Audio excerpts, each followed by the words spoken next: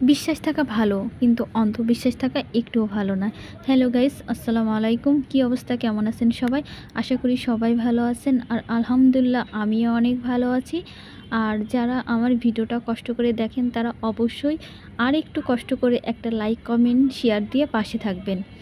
আর আমি এখানে লাউ শাক চচ্চড়ি করব। আসলে লাউ শাক অনেকেই পছন্দ করেন না, কিন্তু আমি মনে করি এইভাবে যদি একটু লাউ শাক চচ্চড়ি করা যায় তা আসলে সবাই অনেক পছন্দ করবে।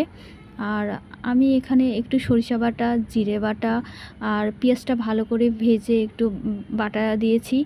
আর আপনার একটু রসুন বাটা দিয়ে মশলাটা ভালো করে কষিয়েছি, আলুগুলো আলাদা করে ভেজে নিয়েছি।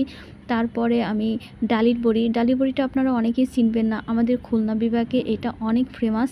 তারপরে মশলাটা ভালো করে কষিয়ে ডালের বড়ি টড়ি মাছ টাছ দিয়ে আর 2-1 মিনিট রান্না করে আপনাদের সবার পছন্দ বাট আমার অনেক পছন্দের লাল শাক ছোটো মাছ দিয়ে চচ্চড়ি রান্নাটা কেমন হলো অবশ্যই সবাই কমেন্ট করে জানাবেন।